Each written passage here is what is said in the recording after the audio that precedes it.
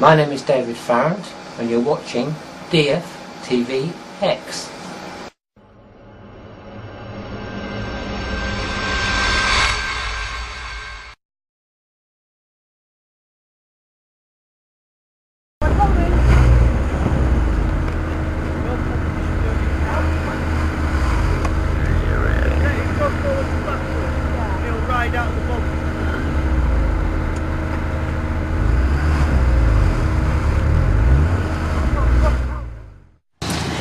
Hello everyone, thank you so much for sort of coming round for this final talk of the day, and we've really saved you know, our David here. We're very lucky to have him here. So I was about to say save the best for last, but actually I've been to the other talks today and they've been brilliant, so it's sort of, you know, on a par.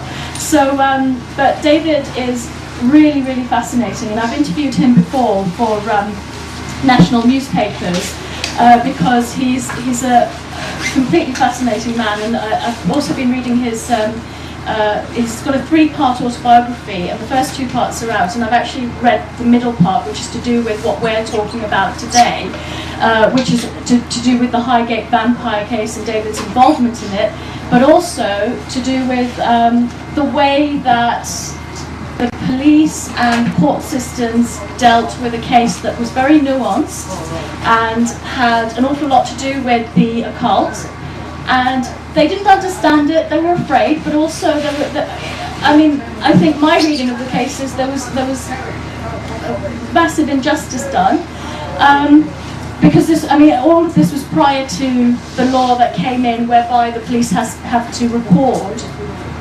your testimony, and they have to record. So a lot of the stuff that went on, which David will tell you about in a bit, would now not hold up in court at all, because, you know, these laws have been changed so that you don't get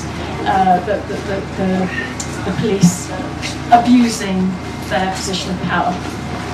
So if we'll start, David, with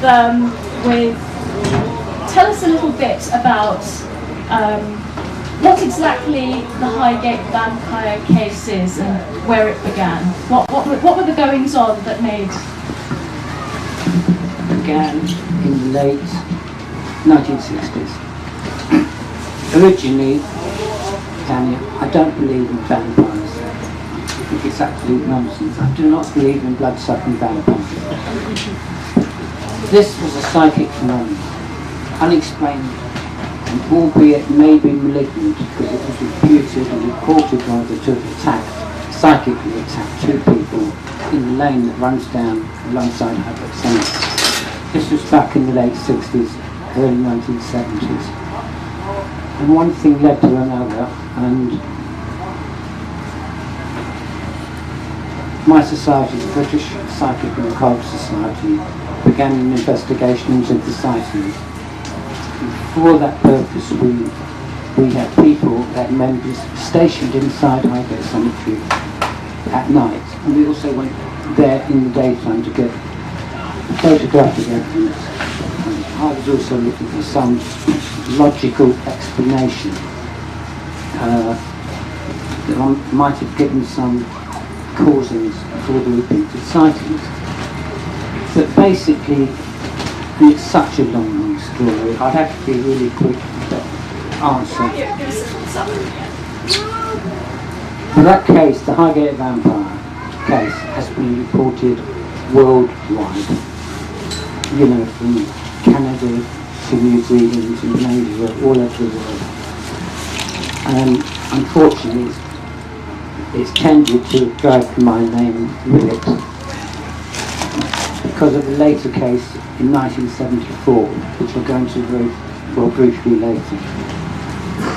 But I was taken to court the first occasion in 1970. I had gone into Highgate Cemetery with 5 other people. We went by car and we parked the cars outside the cemetery at night. We climbed over the wall. I mean, I know technically that is trespassing, but at the same time everybody was doing it at that stage. The cemetery was open to the public in the daytime. I mean between 10 and when it got dark. But you were not allowed in there at night, but as I said, technically I was trespassing, or we were trespassing. But that aside, we didn't cause any damage in there. And the thing is that that period of time, people were actually going into Highgate Cemetery at night and causing serious damage. And I'm not talking about knocking over a vase of flowers over. I'm not talking about chalking things or marking graves so much. I'm talking about Highgate Cemetery is a very old, it was opened in 1838, and it contained a lot of old Victorian vaults, which in turn actually contained a lot of Victorian coffins. Yes. And a lot of the bodies weren't buried underground. Okay, the vaults were sealed, but over a period of time, the vaults got broken open, and people used to go into the cemeteries and drag the coffins off shelves. And there was also a group of people in there, a group of Satanists, and I'm talking about genuine Satanists who were using Highgate Cemetery at night. I stress, I'm not talking about the theatrical people you see in the news of the world, or used to see in the news of the world. Now, they were serious people, and they were conducting satanic rituals in there. We found the remains of their ceremonies in a couple of vaults. One of these vaults was a small mausoleum right in the heart of Highgate Cemetery.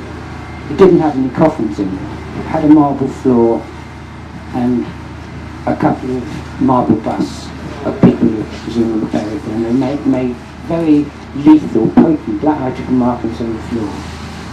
And we found the burnt down stubs of black candles. I mean, literally as big as the...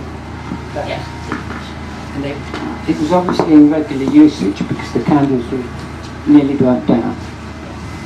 We were looking into that at the same time. In 1970, regarding this unexplained phenomenon, we went into Highgate Cemetery to conduct the sounds. For that purpose, we had with us a psychic medium, that is someone who was trained in communicating with, shall we say, earthbound spirits. Don't really like the word spirit, but anyway. To try and find out its purpose. We had certain implements with us. I had a tape recorder. We obviously had cameras, and we cast a circle on the ground of the cemetery, on the flat ground, above the vaults. And adjacent to that we cast a triangle. And the idea was, we used incense, had a very small fire, it wasn't really a fire, it was burning incense. Just the medium to get the spirit, the entity, to manifest in the small triangle. So she could question it and find out what its earthly purpose was. I also had, and this has been greatly misunderstood, so I'm going to mention it because it's important. I had with me a stake, a pointed stake, and it was engraved with magical symbols.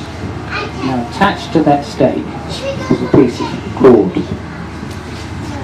The purpose of that stake was to cast out, or cast a magical circle. And it's very simple, if you're doing it under rough conditions or not in the house or something. All you do is you put the stake in the ground, you attach it to a piece of string, and you've got a more or less symmetrical circle, and that's what we wanted if we can. Cut it short, this ceremony got interrupted by the police. We suddenly heard the sound of loud voices and flashlights were going all over the place. And we were near the back of the cemetery, but the police were approaching the spot where we were. I had a crazy idea. I thought that if everybody split up in different directions. Most people went towards the front gate. I knew people that lived in a large house on the road that runs outside Highgate Cemetery, and their back garden actually backs onto the cemetery. Yeah, very small wall, and you could see the cemetery.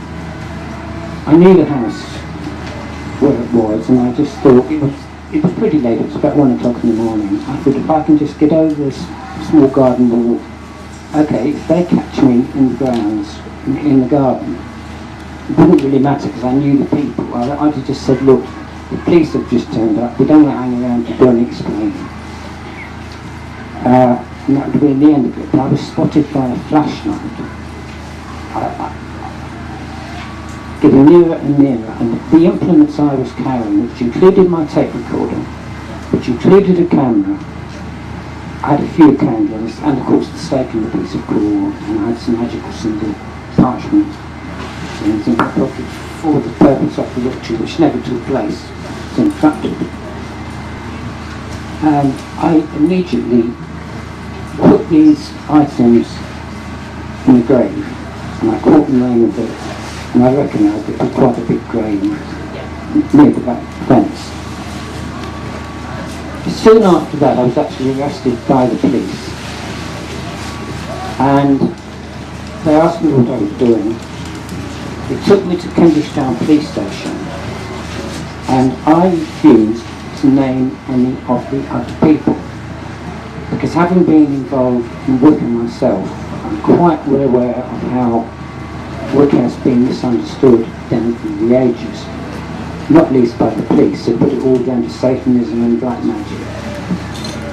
I refused to give the police my address. I had a large flat in Highgate, and I also refused to name the other people, quite simply because they weren't doing anything wrong. They weren't doing anything wrong.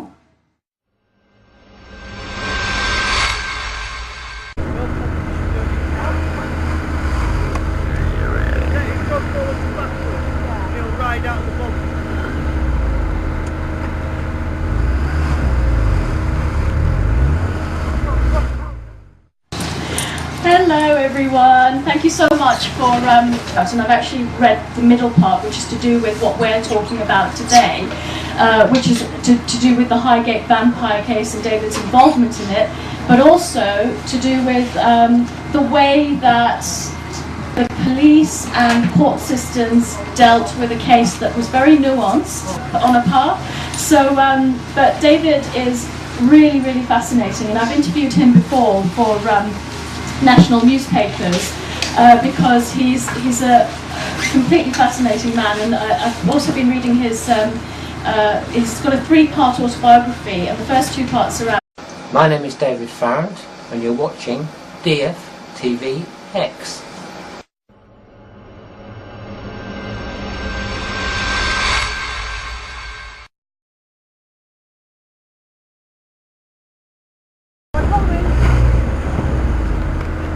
Sort of coming round for this final talk of the day, and we've really saved you know, our David here. We're very lucky to have him here. So I was about to say save the best for last, but actually I've been to the other talks today and they've been brilliant. So it's sort of, you know, of a